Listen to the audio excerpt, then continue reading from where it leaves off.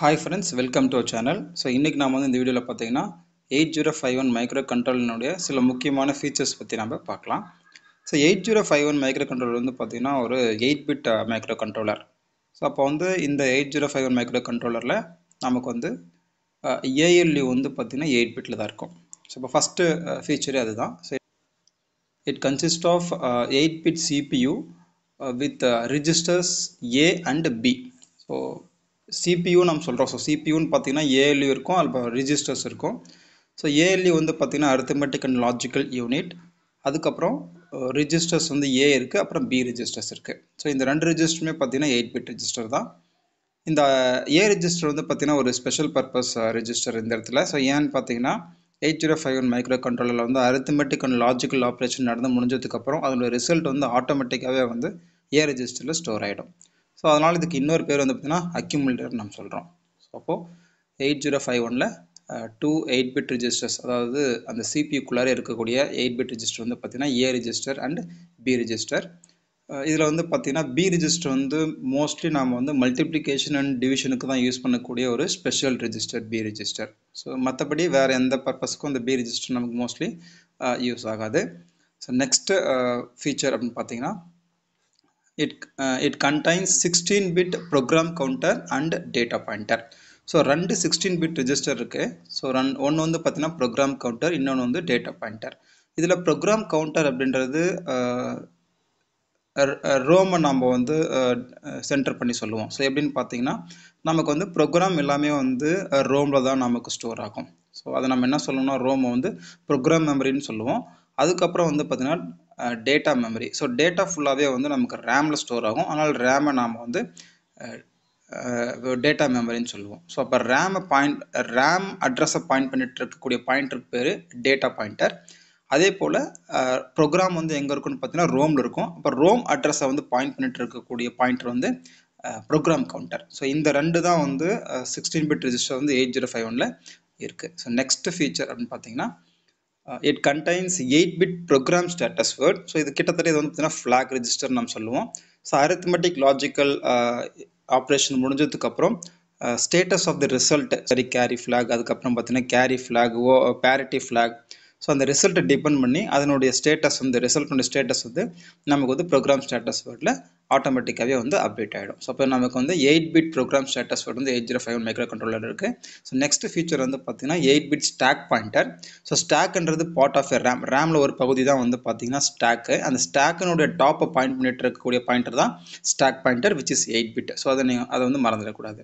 So next வந்து பார்த்தீங்கன்னா இதில் 8 பிட் டேட்டா லைன்ஸ் அல்லது டேட்டா பஸ்ன்னு சொல்லுவோம். அதுக்கப்புறம் 16 பிட் அட்ரஸ் லைன்ஸ் அல்லது அட்ரஸ் பஸ் நம்ம சொல்லுவோம்.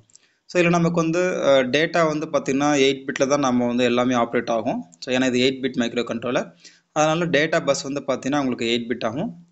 அட்ரஸ் பஸ் வந்து பார்த்திங்கன்னா அட்ரஸ் பஸ் வந்து depends on memory. So memory depend பண்ணி இருக்குது. ஸோ அதனால் இதில் 16 பிட் அட்ரஸ் லைன்ஸ் நமக்கு இருக்குது 8051ல்.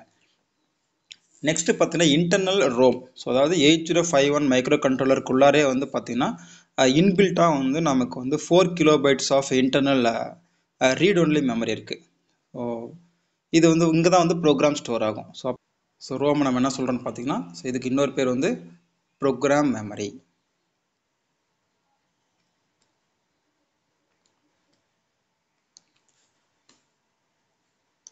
ஸோ நெக்ஸ்ட் வந்து பார்த்தீங்கன்னா 128 பைட்ஸ் ஆஃப் இன்டர்னல் ரேம் இருக்குது. ஸோ ரேமுக்கு இன்னொரு பேர் வந்து டேட்டா மெமரி. ஸோ இது ரெண்டுமே வந்து இன்பில்ட் மெமரி. ஸோ ரேம் வந்து பார்த்தீங்கன்னா it's a data memory. So உங்களுக்கு வந்து ப்ரோக்ராம் எல்லாமே வந்து ரோமில், அதாவது நம்ம டைப் பண்ணக்கூடிய இன்ஸ்ட்ரக்ஷன்ஸ் எல்லாமே வந்து உங்களுக்கு ரோமில் ஸ்டோர் ஆகும். ஸோ டேட்டாவானது ரேமில் ஸ்டோர் ஆகும். ஸோ அப்போது 4 கிலோபைட்ஸ் ஆஃப் இன்டர்னல் ரோம் இருக்குது. அதே போல் 128 பைட்ஸ் ஆஃப் இன்டர்னல் ரேம் இருக்குது. ஸோ இந்த ரேம் எப்படி வந்து ஸ்பிட்டாக இருக்குது அப்படின்னு பார்த்தீங்கன்னா 128 பைட்ஸும் நமக்கு வந்து ஸோ ஒரு 3 பகுதியாக வந்து ஸ்பிட்டாக இருக்குது. ஸோ ஃபஸ்ட்டு வந்து பார்த்தீங்கன்னா 4 ரிஜிஸ்டர்ஸ் பேங்க்னு சொல்லுவோம். நம்ம ஒவ்வொரு பேங்காக பிரித்து வச்சுருக்காங்க. மொத்தம் 4 பேங்காக பிரித்து வச்சுருக்காங்க.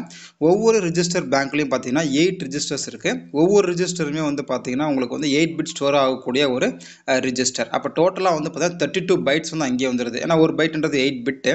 அப்போ ஒரு ரிஜிஸ்டர் பேங்க்கில் வந்து பார்த்தீங்கன்னா உங்களுக்கு வந்து 8 பைட்ஸ் இருக்கும். அப்போ டோட்டலாக 4 ரிஜிஸ்டர் ரிஜிஸ்டர் பேங்க் இருக்குது.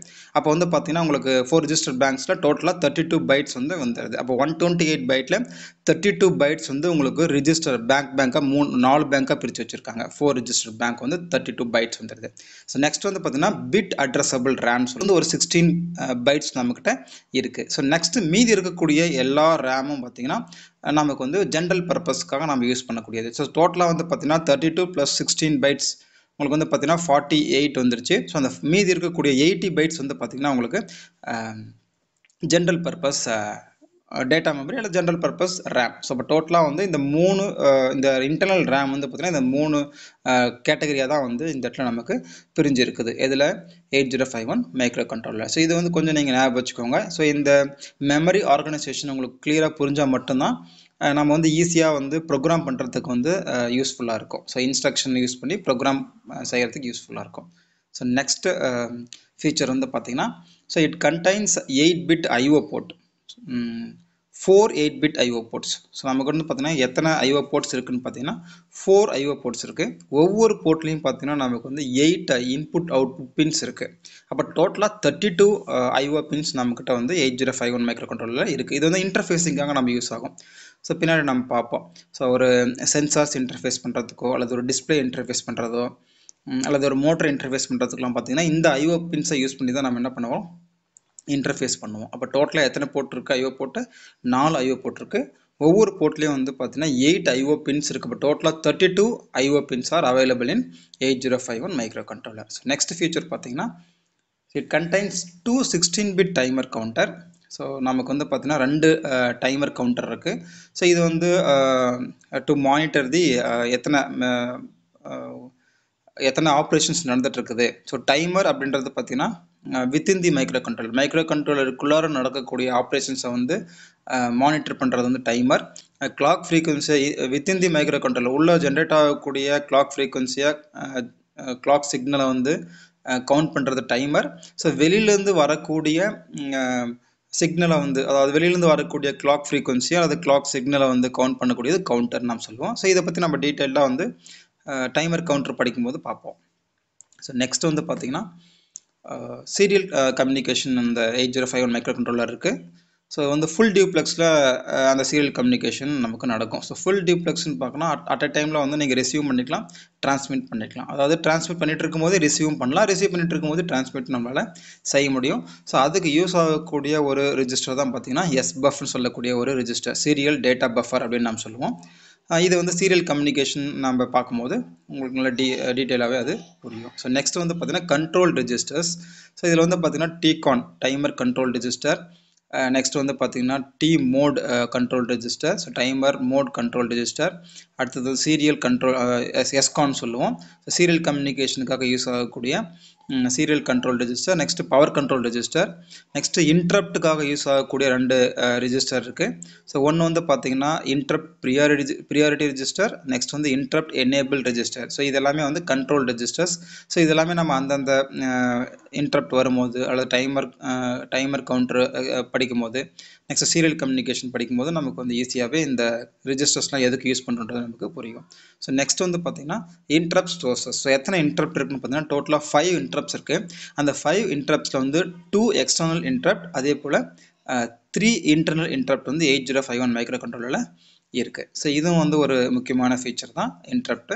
ஸோ நெக்ஸ்ட் வந்து பார்த்தீங்கன்னா ஃபைனலாக oscillator and clock circuit. So இந்த micro controller 8051 micro controller mostly work ஆகக்கூடிய கிளாக் ஃப்ரீக்வன்சி பார்த்தீங்கன்னா 12 MHz. But depends on the manufacturer. So இது வந்து ஒரு ஐசி நம்ம ஏற்கனவே பார்த்துருக்கோம். இந்த 8051 ஐசியை வந்து மேனுஃபேக்சர் பண்ணும்போது டிபெண்ட்ஸ் ஆன் தி மேனுஃபேக்சரர். இதனுடைய ரேஞ்ச் கிளாக் ஃப்ரீக்வன்சியோட ரேஞ்ச் வந்து 1 to 16 MHz வரையும் வேரி ஆகலாம்.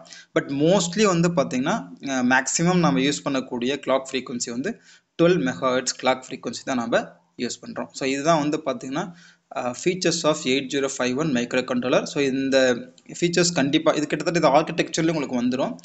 இது தெரிஞ்சால் மட்டும்தான் வந்து நம்ம 8051 வந்து ஒரு ப்ரோக்ராம் செய்கிறதோ அல்லது ஏதோ ஒரு சின்ன ஒரு ப்ராஜெக்ட் செய்கிறதா இருந்தாலும் நமக்கு இந்த ஆர்கிடெக்சர் கண்டிப்பாக நமக்கு தெரிஞ்சிருக்கணும், இந்த ஃபீச்சர்ஸ் நமக்கு கண்டிப்பாக தெரிஞ்சிருக்கணும். மெயினாக பார்த்துக்கோங்க எத்தனை டைமர் கவுண்டர் இருக்குது, 2 டைமர் கவுண்டர்ஸ் இருக்குது. நெக்ஸ்ட் வந்து IO போர்ட்ஸ் வந்து பார்த்தீங்கன்னா 4 IO போர்ட்ஸ் இருக்குது. அப்புறம் ரேம் ரோம் எப்படி இருக்குன்னு பார்த்துக்கோங்க. இன்டர்னல் ரோம் வந்து பார்த்தீங்கன்னா 4 கிலோபைட்ஸ் ஆஃப் மெமரி, அதாவது ப்ரோக்ராம் மெமரி, அங்கே தான் ப்ரோக்ராம் ஸ்டோர் ஆகுது. நெக்ஸ்ட்டு இன்டர்னல் ரேம் 128 பைட்ஸ் இருக்குது. அது வந்து 3 பார்ட்டாக வந்து பிரிஞ்சிருக்குது. ஸோ ரிஜிஸ்டர் பேங்க்கு, 4 ரிஜிஸ்டர் பேங்க், அப்புறம் பிட் அட்ரஸபிள், அப்புறம் ஜென்ரல் பர்பஸ். அதே போல் ஐஓ போர்ட்ஸ் வந்து பார்த்தீங்கன்னா 4 ஐஓ போர்ட்ஸ் இருக்குது. ஒவ்வொரு போர்ட்லேயும் 8 ஐஓ பின்ஸ் இருக்குது. ஸோ இதெல்லாம் வந்து ரொம்ப முக்கியமான ஒரு ஃபீச்சர். ஸோ இதெல்லாம் நீங்கள் ஞாபகம் வச்சுக்கோங்க. நெக்ஸ்ட் கிளாஸில் நம்ம வந்து ஆர்கிடெக்சர் ஆஃப் 8051 நம்ம பார்க்கலாம். Thank you friends.